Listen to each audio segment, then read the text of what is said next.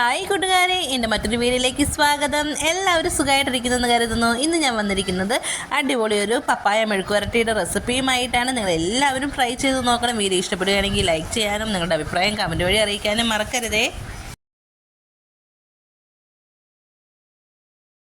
നമ്മളിവിടെ ചെറിയൊരു കപ്പളങ്ങ എടുത്ത് വെച്ചിട്ടുണ്ട്. നമ്മളിവിടെ കപ്പളങ്ങ എന്നാണ് പറയുന്നത്. കപ്പളങ്ങയുടെ തൊലിയൊക്കെ തെത്തി നമ്മളിവിടെ വെച്ചിട്ടുണ്ട്. ഇതിൻ്റെ ഉള്ളിലെ കുരുവൊക്കെ കളഞ്ഞ് നമ്മൾ നീളത്തിൽ ചെറുതായിട്ട് അരിഞ്ഞെടുത്ത് വെച്ചിട്ടുണ്ട്. പിന്നെ നമ്മളിവിടെ ഒരു വലിയ സവോള എടുത്തിട്ടുണ്ട്. ഒരു 6 അല്ലി വെളുത്തുള്ളി 2ആയിട്ട് കീറി ഇട്ടിട്ടുണ്ട്. പിന്നെ ഒരു 5-6 ഉണക്കമുളക് എടുത്ത് വെച്ചിട്ടുണ്ട്. ഇനി ഒരു പാൻ വെച്ച് കൊടുത്ത് അതിൽ വെളിച്ചെണ്ണയൊക്കെ ഒഴിച്ച് കൊടുത്തതിന് ശേഷം നമ്മൾ കടുക് പൊട്ടിച്ച് കൊടുക്കുന്നുണ്ട്. കടുകൊക്കെ പൊട്ടി വരുന്ന സമയത്ത് നമ്മൾ എടുത്ത് വെച്ചിരിക്കുന്ന 6-7 അല്ലി വെളുത്തുള്ളിയൊക്കെ 2ആയിട്ട് കീറി വെച്ചിരിക്കുന്നത് ഇതിൽ ചേർത്ത് കൊടുക്കുന്നുണ്ട്. ഈ വെളുത്തുള്ളി നന്നായിട്ടൊന്ന് മൂത്ത് വരട്ടെ.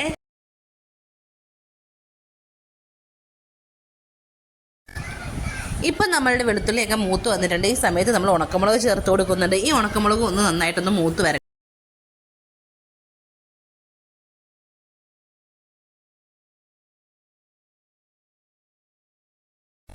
ഇപ്പോൾ നമ്മൾ ഉണക്കമുളകൊക്കെ മൂത്ത് വന്ന സമയത്ത് നമ്മൾ അരിഞ്ഞു വെച്ചിരിക്കുന്ന ഒരു വലിയ സവോള നമ്മൾ ചേർത്ത് നന്നായിട്ട് മിക്സ് ചെയ്ത് കൊടുക്കുന്നുണ്ട്. നീളത്തിലാണ് നമ്മൾ കട്ടി കുറച്ചാണ് അരിഞ്ഞു കൊടുത്തിരിക്കുന്നത്. ഇങ്ങനെ അരിഞ്ഞാൽ വേഗത്തിൽ ഇതൊന്നും നന്നായിട്ട് ഒന്ന് മുരിഞ്ഞൊക്കെ വരത്തുള്ളൂ. നമ്മുടെ സവോളയിൽ ഈ സമയം നമ്മൾ ഉപ്പ് ചേർത്ത് കൊടുക്കത്തില്ല. നമ്മുടെ സവോളയൊക്കെ നന്നായിട്ടൊന്ന് മൂത്ത് വരുന്ന പരുവാണ് ഇതിന് ടേസ്റ്റ് കൂടുന്നത്. അപ്പോൾ നമ്മുടെ സവോളയൊക്കെ ഏകദേശം നന്നായിട്ട് വരണ്ട് ഇതിൻ്റെ കളറൊക്കെ ചേഞ്ചായി ഒന്ന് മൂത്ത് വരാൻ തുടങ്ങിയിട്ടുണ്ട്. അത് നന്നായി ഒന്ന് മൂത്ത് വരുന്ന സമയത്ത് നമ്മളിതിലേക്ക് കുറച്ച് മഞ്ഞൾപ്പൊടി ചേർത്ത് കൊടുക്കുന്നുണ്ട്. മഞ്ഞൾപ്പൊടി ചേർത്തതിന് ശേഷം ഈ സവോളയിലിട്ട് നന്നായിട്ടൊന്ന് വഴറ്റി മഞ്ഞൾപ്പൊടിയുടെ ആ പച്ചമണം മാറുന്ന വരെ നന്നായിട്ടൊന്ന് വഴറ്റി കൊടുക്കുന്നുണ്ട്. അതിന് ശേഷം നമ്മളിതിലേക്ക് കുറച്ച് മുളക് പൊടി കൂടി ചേർത്ത് കൊടുക്കുന്നുണ്ട്. മുളക് പൊടി ഇട്ടതിന് ശേഷം നന്നായിട്ട് മിക്സ് ചെയ്ത് കൊടുത്ത് അതിൻ്റെ പച്ചമണം മാറിയതിന് ശേഷം നമ്മൾ എടുത്ത് വെച്ചിരിക്കുന്ന പപ്പായ ചേർത്ത് കൊടുക്കണം. അപ്പോൾ നമ്മളുടെ മുളക് പൊടിയൊക്കെ നമ്മളിവിടെ ചേർത്ത് കൊടുത്തിട്ടുണ്ട്. നമ്മളിവിടെ 1 സ്പൂൺ മുളക് പൊടിയാണ് എടുത്തിരിക്കുന്നത്. അതൊക്കെ ചേർത്ത് കൊടുത്ത് അതിൻ്റെ പച്ചമണം മാറുന്ന വരെ നമ്മൾ നന്നായിട്ട് വഴറ്റി കൊടുക്കുന്നുണ്ട്.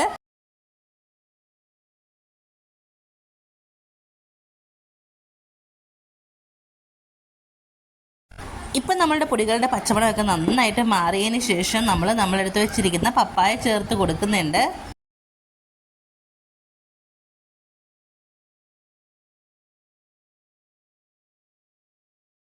ഇവയൊക്കെ നന്നായിട്ട് മിക്സ് ചെയ്ത് കൊടുത്തതിന് ശേഷം നമ്മളിവിടെ ഒരു 1/4 ഗ്ലാസ് വെള്ളം ഒഴിക്കുന്നുണ്ട്. ചെറിയൊരു ഗ്ലാസ്സിലാണ് വെള്ളം ഒഴിക്കുന്നത്. നമ്മൾ ഈ പപ്പായൊക്കെ ഒന്ന് വെന്ത് വരാൻ പാകത്തിനായിട്ടുള്ള വെള്ളമാണ് ഒഴിച്ചു കൊടുക്കുന്നത്. ഏറെ എണ്ണ ചേർക്കുകയാണെങ്കിൽ നമുക്ക് വെള്ളം ഒഴിക്കേണ്ട ആവശ്യം വരുന്നില്ല.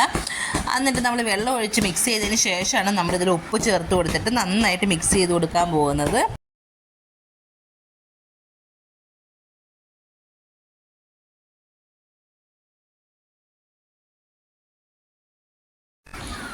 അപ്പോൾ നമ്മൾ ഉപ്പും എല്ലാം ചേർത്ത് കൊടുത്തതിന് ശേഷം നമ്മൾ നന്നായിട്ട് മിക്സൊക്കെ ചെയ്ത് നമ്മളിത് മൂടി വെച്ച് വേവിച്ചെടുക്കാൻ വേണ്ടി പോവുകയാണ്.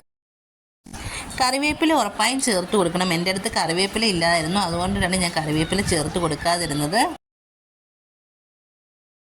അപ്പോൾ നമ്മൾ നന്നായി മിക്സൊക്കെ ചെയ്തതിന് ശേഷം മൂടി വെച്ച് കൊടുക്കുന്നുണ്ട്. നന്നായിട്ട് മൂടി വെച്ച് നമ്മളൊന്ന് വേവിച്ചെടുക്കുന്നുണ്ട്.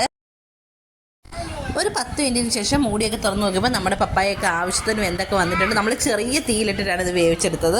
നന്നായിട്ട് വെന്തൊക്കെ വന്നിട്ടുണ്ട്. അപ്പോൾ നിങ്ങൾ എല്ലാവരും ഇതേ രീതിയിലൊന്ന് ട്രൈ ചെയ്ത് നോക്കണം. വളരെ രുചികരമായിട്ടുള്ള ഒരു പപ്പായ മെഴുക്കുവരട്ടിയാണ്. കപ്പളങ്ങ ഇഷ്ടമുള്ളവർക്ക് ചോറിൻ്റെ കൂടെ ഈ ഒരു കപ്പളങ്ങ മെഴുക്കുവരട്ടി മാത്രം മതിയാവും കൂട്ടി കഴിക്കുക. അത്രയ്ക്ക് രുചികരമായിട്ടുള്ള ഒരു മെഴുക്കുവരട്ടിയാണ്. നിങ്ങൾക്കെന്നെ വീഡിയോ ഇഷ്ടപ്പെടുകയാണെങ്കിൽ എൻ്റെ ചാനലൊന്ന് സബ്സ്ക്രൈബ് ചെയ്യാൻ മറക്കരുതേ. അപ്പോൾ ഇവിടെ നമ്മളുടെ കപ്പളങ്ങ മെഴുക്കുവരട്ടിയൊക്കെ റെഡി ആയിട്ടുണ്ട്. അടുത്തൊരു വീഡിയോയുമായി വീണ്ടും കാണുന്നവരെ താങ്ക്സ് ഫോർ വാച്ചിങ്.